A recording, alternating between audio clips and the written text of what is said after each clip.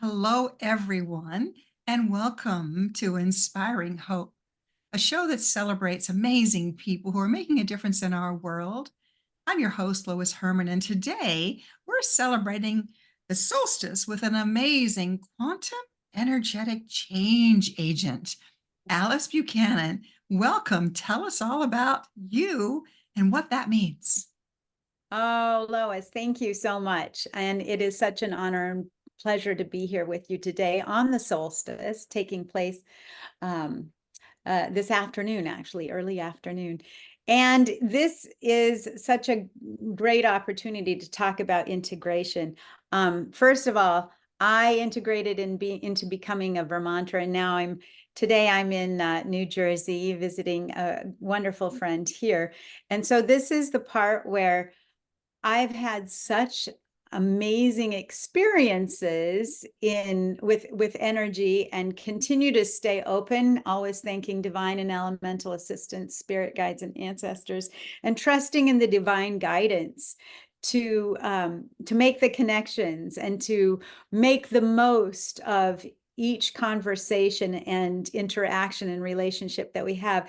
So I do want to give you a heads up that when I open things up to the divine, it sometimes feels like I'm getting 220 volts of electricity into my 110 machine, and it feels very forceful. I like to say it's like spiritual Tourette's, because there's so much energy coming through, and sometimes it's concepts that I need to find words for. So that's just a little heads up about me.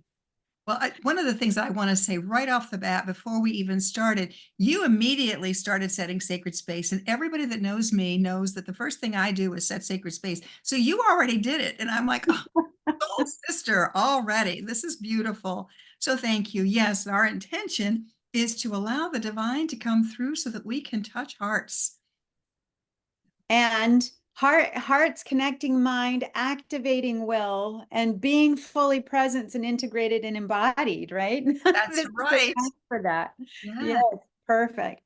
So I this morning, and as I was thinking about this and really excited to be connecting with you, I was wondering what would be very helpful to share today. And the information that I got through that came through was very much my experience with moving into a more activated, integrated light body. Okay. And if that sounds like it would be of interest to you, Absolutely. your group, Especially on the solstice. Absolutely. perfect. So yes, exactly, precisely. It says full moon. Here we are in an earth sign. Is this an earth sign? I can't remember. Capricorn. Capricorn is an earth sign. And so this was several years ago, actually, when I realized that we are very familiar. Most people who are energy workers are very, very familiar with the 12 chakras, Mhm. right, in our system.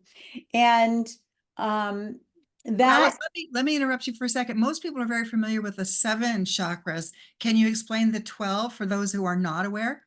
I'm backing it up. Most people are aware of the seven chakras. Okay. So for me, that's a very basic concept, Mhm. right? And so with that, there were incremental experiences that I had that started shifting things. I had an experience with activating a low throat chakra with a friend of mine in the Hudson Valley. And that was at a sacred stone circle. Mhm. And she said, I'm seeing this key dropping down. And the next day, my voice dropped to this level. And it was so unusual that I asked, what is going on? And of course, if you ask a question, that is an invitation, for an answer. Mhm. And I understood at that point that this is about speaking truth. This Right. is literally about expressing yourself and truth. Mm. And it came after uh, the cracking open of my heart. So once your heart is cracked open, you literally have moved some of the grief and the pain. You've moved that out of your system.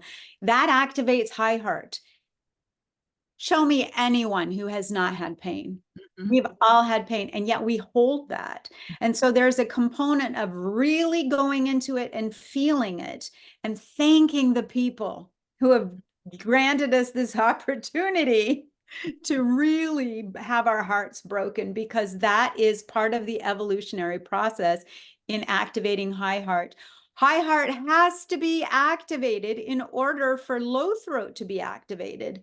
So I had done those two steps. I had had my heart broken, had the expansion, then this low throat got activated. And I realized, oh my goodness, this is really rather fascinating. And I came back and I shared it with a friend of mine who at the time said, wait a minute, what do you mean you had low throat activated as a chakra? And I said, it's new and I'm not entirely sure what this is about. And he said, I thought there were only 7 chakras. And that's when he answered his own question, because as a musician, he said, wait, there are 7 whole notes, but Right. there are 5 half notes. Ah. And so here we are, and we have the 7 whole notes, and so now we have high heart activated, right? And we have low throat activated. Right. So what are the remaining, what are the remaining 3 chakra centers? Well,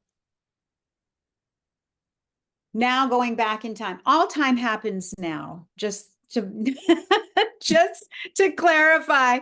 Here's the beautiful thing about our understanding. All time is happening now, and we as humans have the benefit of experiencing linear time. Right. And so these may be concepts that all of your listeners are familiar with. However, it was very funny when I first started understanding all time's happening now, and we're collapsing timelines and integrating timelines. And I said, I need a little help with understanding these, this concept of time and timeline jumping, etc. And so my team, who is hilarious, by the way, They are. Yes. very funny. They're so enlightened, which means they're always telling me to lighten up, right? Oh my gosh, I can't tell you how many times Jesus has said that. Lighten up, and Archangel Michael, you guys need to lighten up, which means ascend, get into a lighter body, because we take ourselves way too seriously. We And need isn't joy. Yes, and isn't it so funny? I mean, we've known this. I mean, in Mary Poppins, right? They literally flew themselves with I love to laugh. So Yes. I try not to take myself too seriously, because I'm really quite funny. I crack myself up.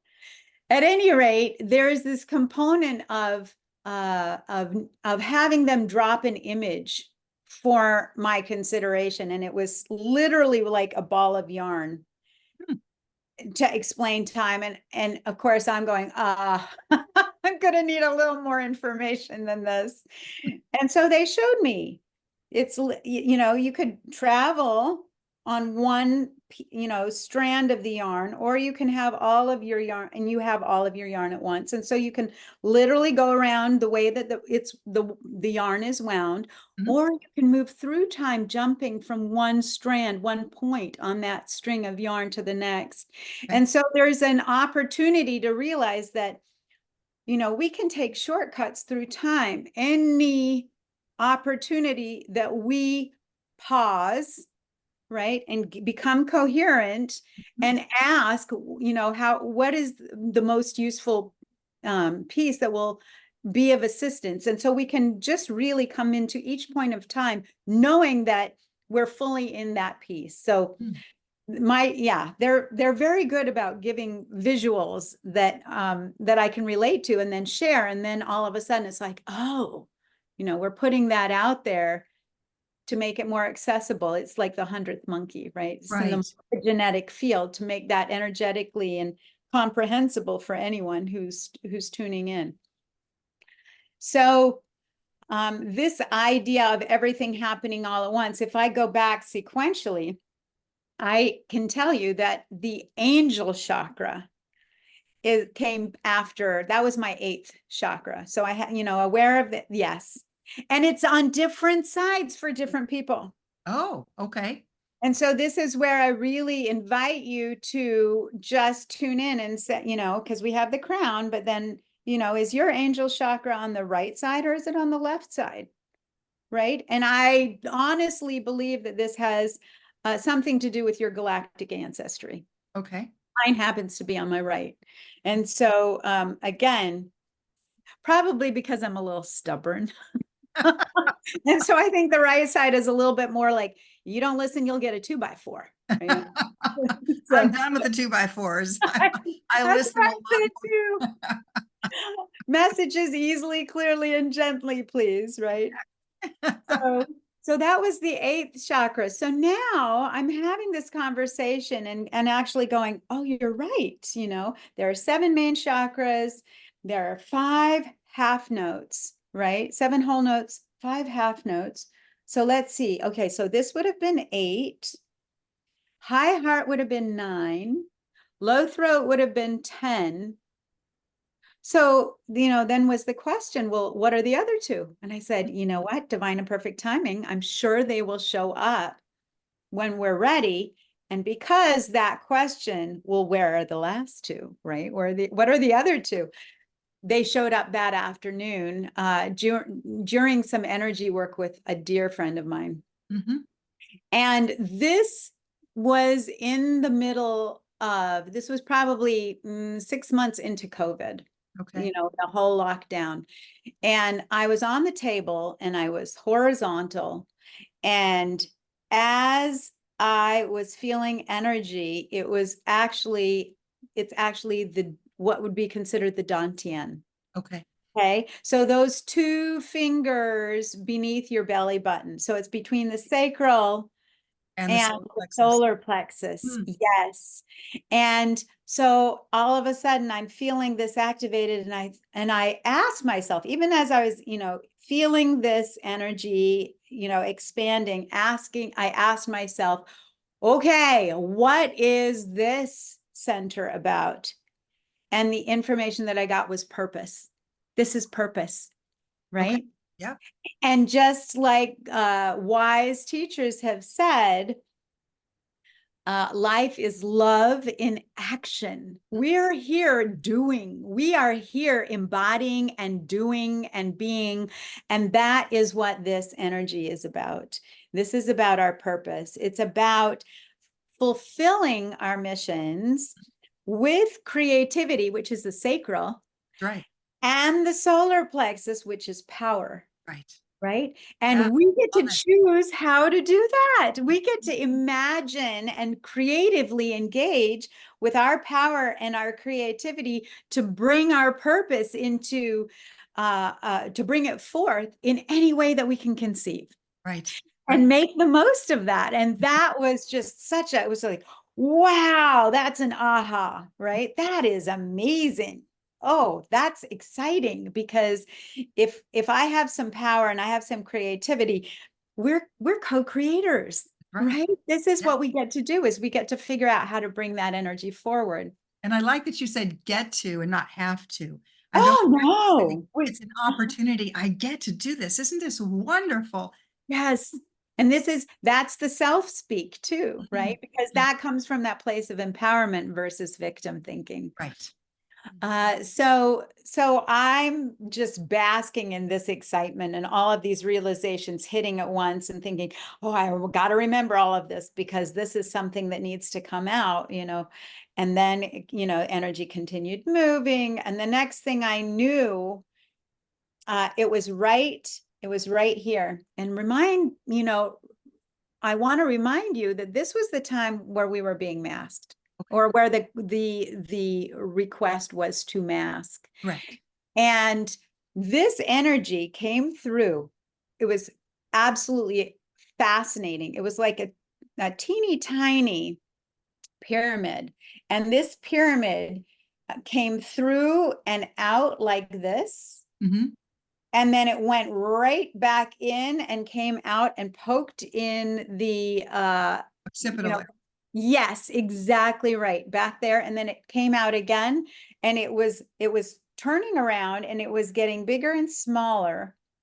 And I realized, oh my goodness, this is the top pyramid of the Merkaba, and Right. purpose is the other half.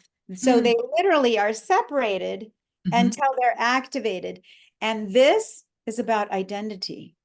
Sure it is. So identity and purpose Mm. coming together. You need to remember who you are and why you're here. Right. And if we cover up our identity, if we're hiding part of our identity, then there's no way that we'll remember what we're here to do. Mhm. And that this was also part of a design to keep us from evolving Right. and growing. So that was, again, it was fascinating. If you can visualize for yourself that small energetic 3D pyramid, right? Expanding, it becomes the top half of your Merkaba. Okay. Right? So those two components, identity and purpose, and I left the table with such excitement saying, Yes. oh my goodness, everybody needs to be aware of this. Everybody needs to hear this, because those are like the training wheels, right? Those 12 centers and the last 5 chakras that are now being activated, those are all training wheels Mhm. to ultimately come together into the two toroidal energy fields, the energy field that moves like this, which people may be more familiar with, through the crown and then up through the feet, but then also the one that comes from the heart and out and around. And what that does is that creates the 4 fields that are about consciousness and will and heart and body. So Mm. those 12 centers fit into those 4 domains. I call them the 4 domains. Mhm. Once those are fully integrated, it's all through heart, and we become like that Tesla ball, right? Like that unified light body that can actually connect with any type of energy that is coming at us to be magnified or neutralized. Neutralized. Yes. Yes. And so here we are, and we've been taught to polarize ourselves into the good and not the bad. But there's an aspect of recognizing when we need to bring those bad energies to neutralize other bad energies, Correct. right? Because then things are brought into balance. And in heart, we're balanced. We Mhm. are balanced, and we have the capacity to hold these energetic extremes with grace and sustainability, and integrity. So that was one of the things that I wanted to share. And I'm sure that may have sparked some insights or questions, or further for debate, because again, when more questions are asked, information comes through that is Sure. just phenomenal. Well, one of the questions that I would have is I've often heard of the other chakras being the hands and the feet. Being a Reiki master teacher and other energetic facilitators, using my hands as energy or transmitters, shall we say. And the feet are also receptive because when we're grounding, we're touching Mother Gaia, it's a connector for as our generating the energy generating within our body. So how would you quantify or describe the hands and the feet chakras? So while those are given the names of chakras, if we say energy centers, that's perhaps an easier way to be able to describe them. Okay. Um, the chakras themselves are numerous in and throughout our unified energy field. However, those 12 main centers are the ones that need to be individually activated for the additional ones to come online, the additional centers to open up. Hmm. Wow. Powerful. Now, are there other, I know oftentimes know that people, when they talk about the high heart chakra, that's more the turquoise. That's the one that the high heart in my way of that I've heard, and I'm always open to learning and to reframing what I've heard. But that is service to others. The high heart is being in service to others, is a giving chakra, and that is more of a teal turquoise color versus the heart chakra, which is the green. And then you move up to teal, and then what would be the deep throat, the low throat chakra, It's like very much, it's like a lapis energy, a lapis lazuli. This is, it's truth. And in fact, this is the part where the high heart has to be activated first, right? because the truth needs to be spoken with as much love as Mhm. possible, but it must be spoken Right. because there is a component of honoring the speaker and not allowing distortion in the field. And this is, again, truth is not always popular, Right.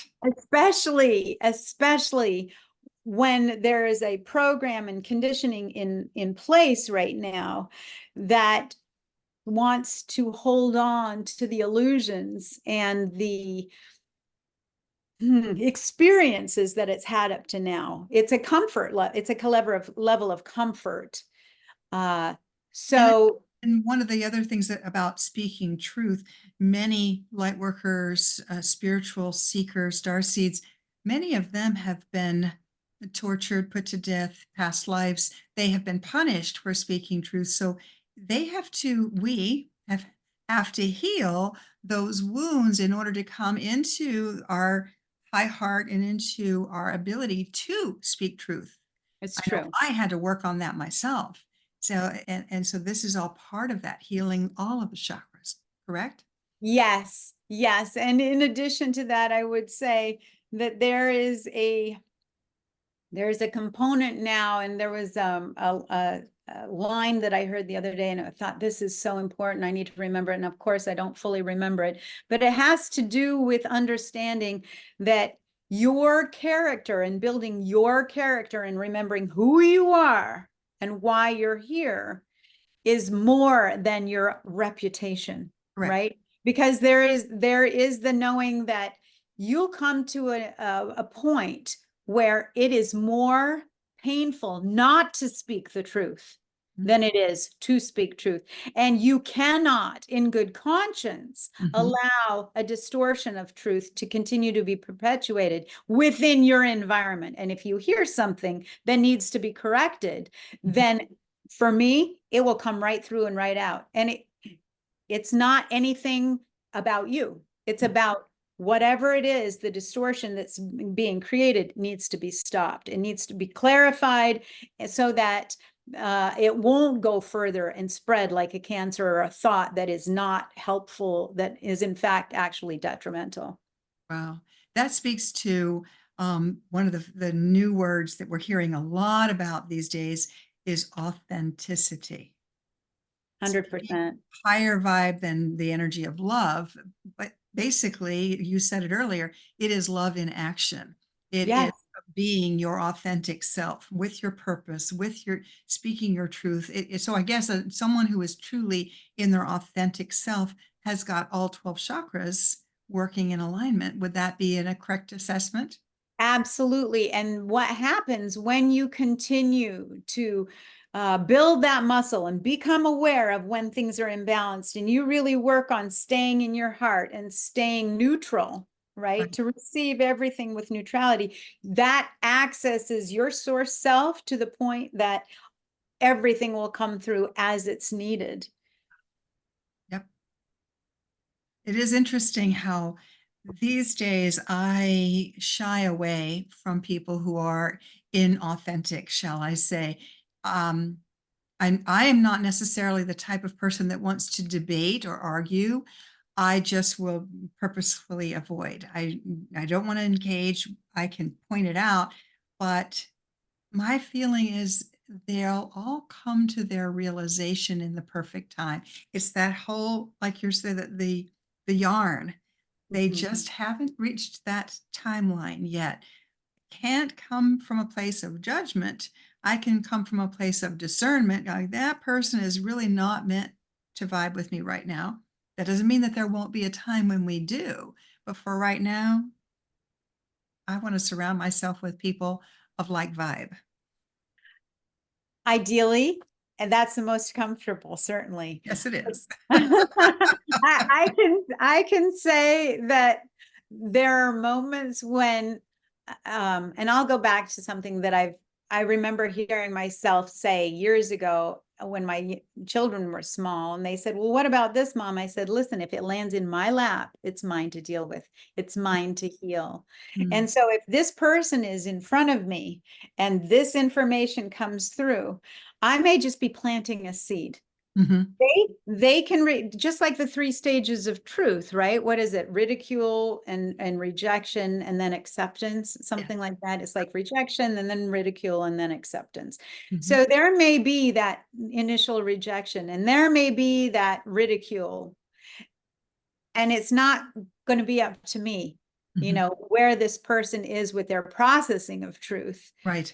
because again, we're like different gears, Mhm. we're like different gears. Some of us work like this, Mhm. some of us work very, very, very slowly. And this person may have, come to me initially to have that first conversation. It's like the parable that Christ said about, the seeds that fall where there's on a rock and it can't grow. And then there's the seeds and they fall just when they're ready and they lead to that thinking and individual process that then, I've had people show up now that I haven't seen in 10 years. And I Mhm. feel like, oh, we definitely needed to grow on our own. Right. We definitely needed to have other experiences. And now we're back here again. What's this interaction about? And that being in your heart and asking, okay, what needs to come through at this point that will be beneficial and magnify our interaction exponentially. And I feel like that's the piece to just consider. Anything that's happened in the past, it's the past. Mhm. This is where the power is in this now moment, right? Mhm. Absolutely. I know a lot of clients will keep ruminating over their past. We'll get them to a place of positive, they feel great, and then they'll start the tape again.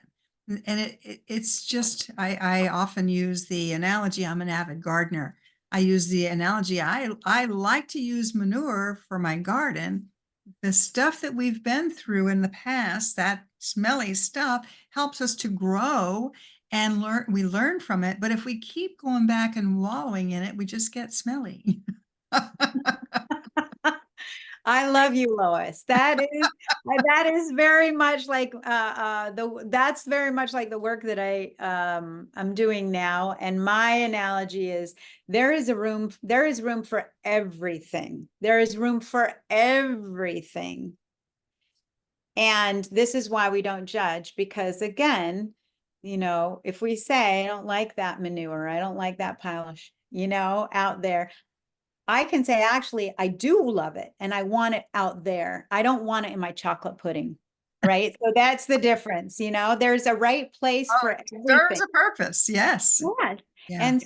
And so when someone comes to work with me, I basically say, I've been so grateful because one of my gifts, skills, talents, and reasons for existence here is to be able to tune in to whatever it was that is ready to be taken from the chocolate pudding and put back where it belongs, right? It's not supposed to be here anymore. It has its own right place. I don't even have to decide where that is. I Mm. just send that because as you're fully aware, and now there's a word for it, epigenetics, Right. we've had the physical DNA that comes together to make our physical body, but anything that was not resolved when our ancestors were in a body Okay. is also contributing to the energy field that we're carrying, right? It's And so tied in with the DNA. You're talking. yes, Yeah. Okay. yes. And Okay. so this is the piece where if there was a loss of a child or loss of a loved one that happened 9 generations ago on mom's side, and that was unprocessed, that will show up still in my energy field, and I will not even realize necessarily that that is an energetic anchor for her as well in Mhm. the non-physical. Right. And so at this point, we know whether people call it cutting cords or whatnot, I'm very grateful to be able to tune in and say, okay, what is the energy that everybody there would like you in the physical to clear on their behalf? Right. You're clearing this from your energy field, Mhm. and you're also clearing it and liberating them so they can move on and put things into place for you so you can actually align with what it is that you really came here to do. And you're also healing it for your future generations. Absolutely. Mhm. Backwards and forwards, because again, it's been put into its right place, which Right. is not in your field necessarily anymore.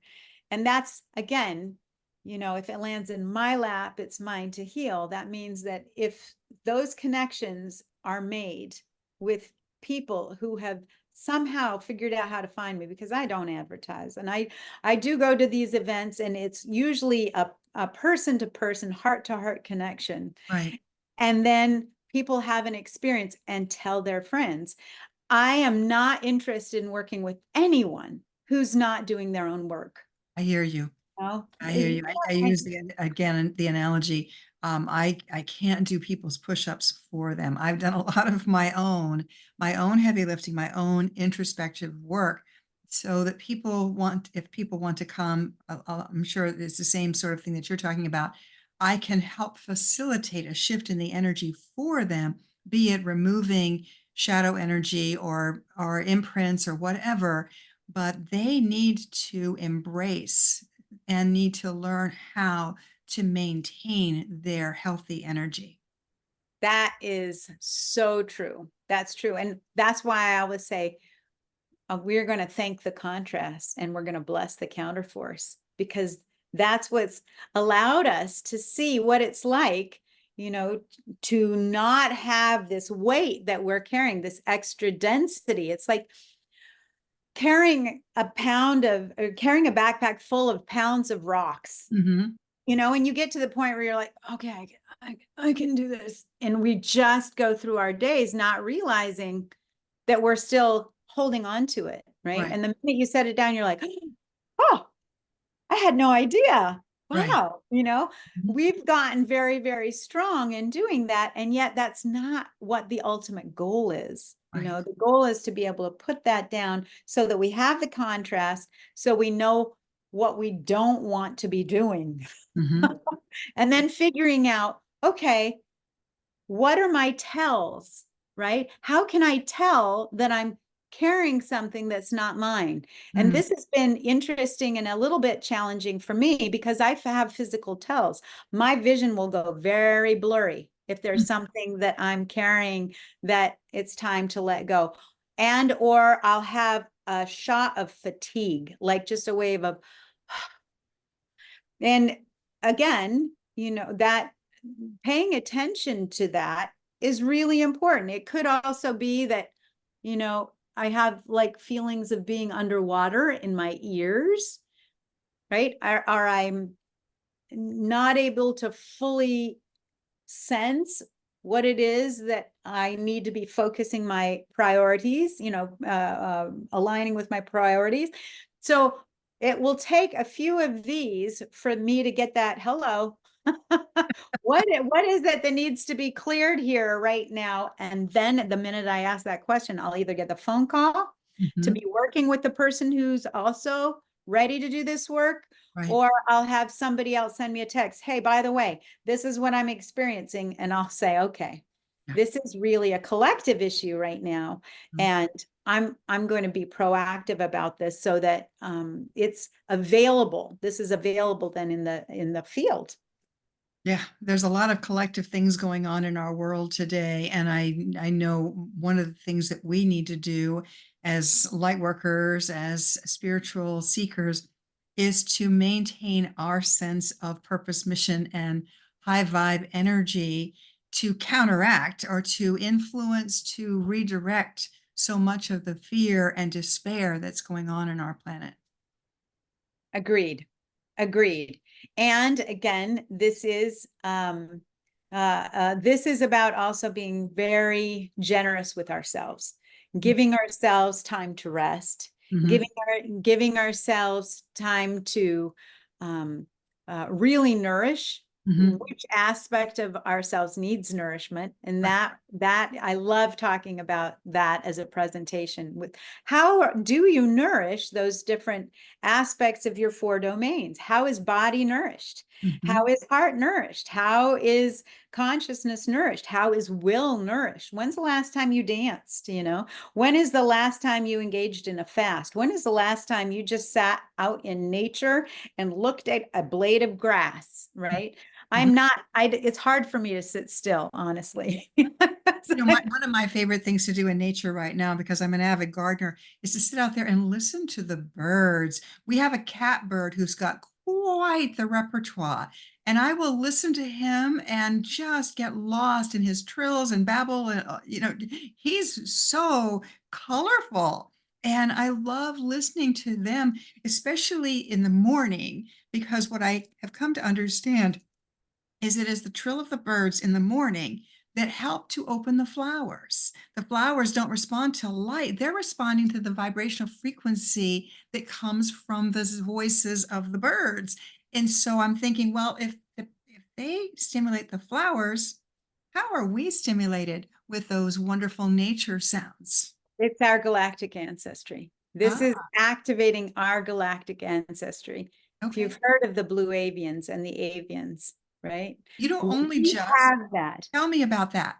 Well, we have, okay, let me feel into this part, the part to share. Hmm. I know that's from the movie Avatar is based on the avians. Is that correct? No, Oh, no, well, maybe, but those are not the ones that, in fact, I am connected to. okay. There are, there are more than 20 Okay. aspects of galactic ancestry that Mhm. contributed to the physical vehicle for the human. Okay.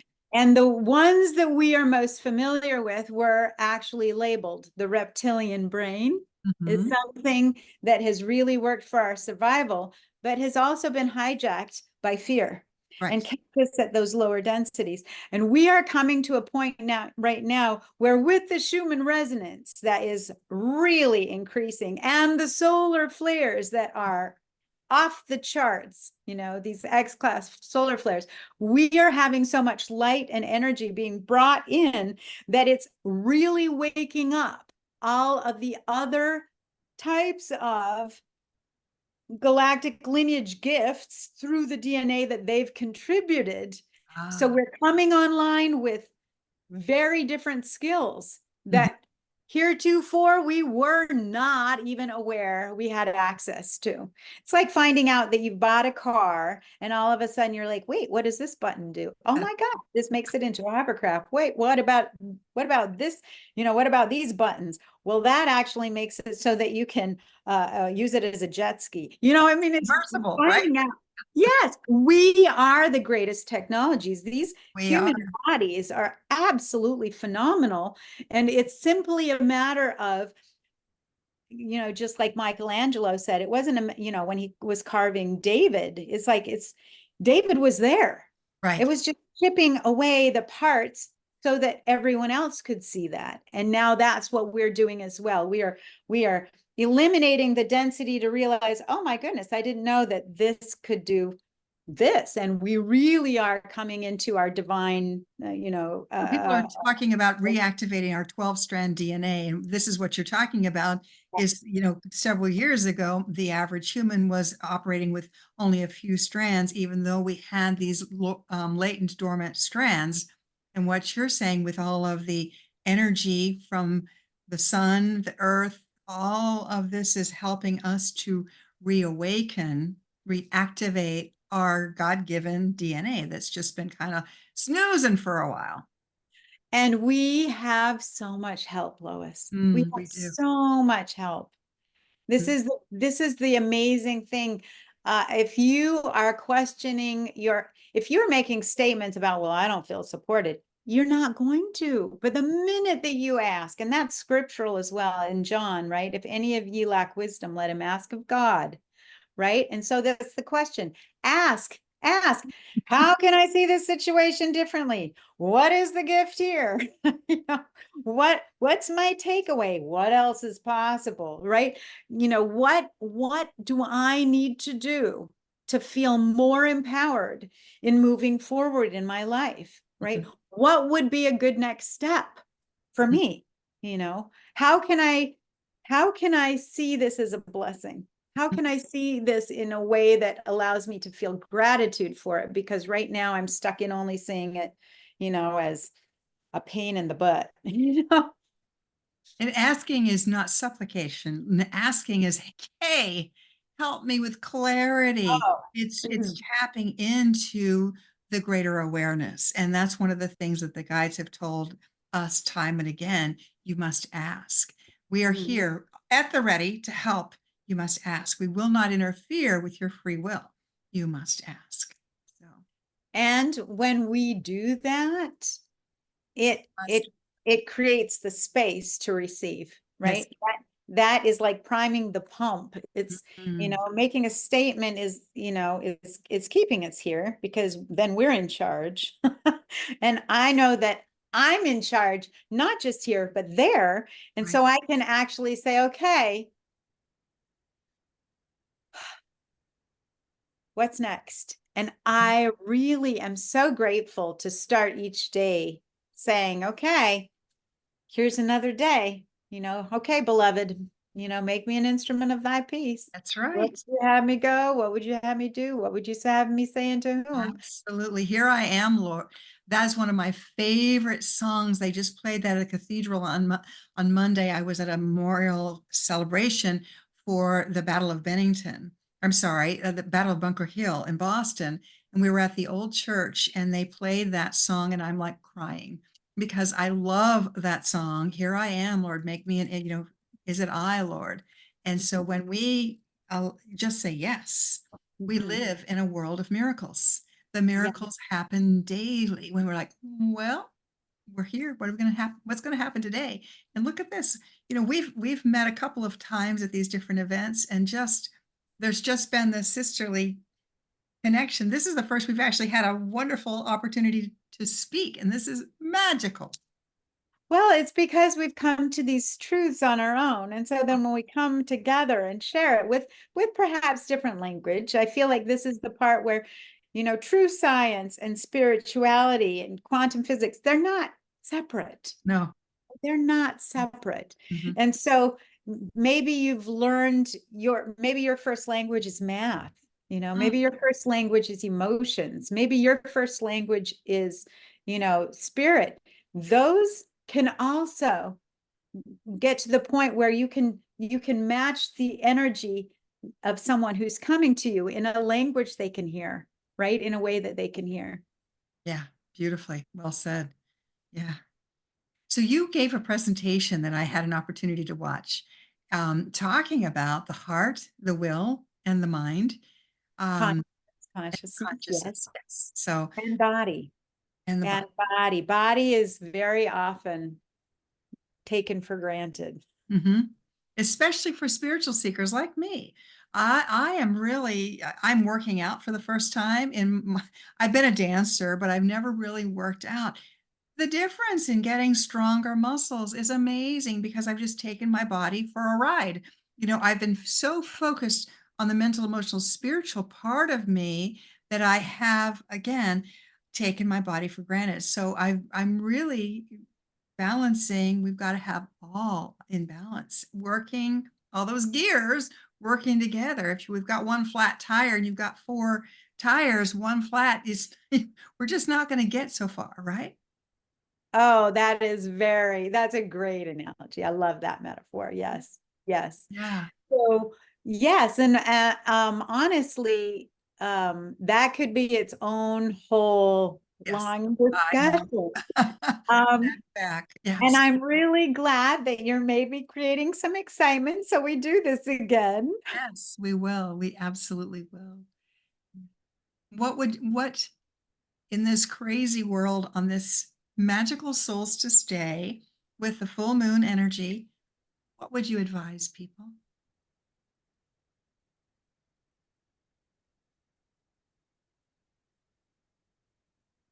To find yourself in a place where you can really fully appreciate one thing. One thing. If there's one thing you can appreciate, whether it's a piece of chocolate, whether it's a moment of quiet, whether it's the fact that you have a job that is still paying the bills, whether it's not doing anything except for being in a healthy body, whatever that one thing is, I can still breathe in. I can still breathe out. Be grateful. Be so fully grateful that you can start expanding that through your field and to the edge of your field to prime in the next thing to be grateful for. That's what's coming through right now. Beautiful. Beautiful. I know one of the things, and I borrowed this from a book called The Magic by Rhonda Byrne. Are you familiar with it? That name sounds so familiar. She wrote The Secret, and The Oh, yeah. Secret was Okay. Yeah. very well published. But my favorite book was a book called The Magic, a follow-on book of hers. Mhm. And one of the things that she recommends that ties in exactly with what you're saying is as you drift off to sleep at night, she encourages you to get like a magic rock. You have this magic rock, and then you hold the magic rock and you say, "Thank you, thank you, thank you for the best thing that happened today." And it's amazing when you go through all the myriad of good things to try and pick out the best thing. It shifts your energy Yes. toward one of gratefulness, and you sleep so soundly instead of ruminating over the woulda, shoulda, couldas. You're thinking of all the good. There's so much good in our world, and we need to celebrate the good. Yes, indeed, Lois. And I would say if you are a parent, Mm. and this is something that showed up for me in 98 at a point in my life where I was literally running away from myself 10 miles every morning because I was in not a happy place, not such a happy place. And the big voice, that 90% of me that's not here in the 10% body, right? That was just like, came down like and I thought, oh, isn't that interesting? How can you be whining and complaining when you have a beautiful family and you have a roof over your head? And, and I thought, oh, that's right. That's right. I need to see this differently. And so even as a single mother, Mhm. one thing that was really important was at the end of every day to have, all of us, my sons and I, share out 3 things that we were grateful for. Oh, And that tradition helped me. I mean, it strengthened me. It was amazing the things that they thought that they were grateful for, that I was like, really? We had this, but you're grateful for this. So that really taught me so much about their viewpoints as little beings. And it also, again, it strengthened my core and my faith and my knowing. So and it set a pattern in your voice, which was I do believe. wonderful. I do believe it did. Yes. Mm. That's a Yeah. great, great, great practice. Yeah. Thank you. Thank you Oh, so much, Alice, for being here, for being my guest and sharing from your heart. So much more to share. We will definitely have you back. oh, perfect. Thank you so much, Lois. You're doing wonderful, wonderful work. And we are finding each other, which is so important in this crazy world we live in, to find our soul family. It's so important. Indeed. So, everyone that's watching, until next time, please look up, stay positive, and be Mhm. the light in someone's day. God bless. Thank you.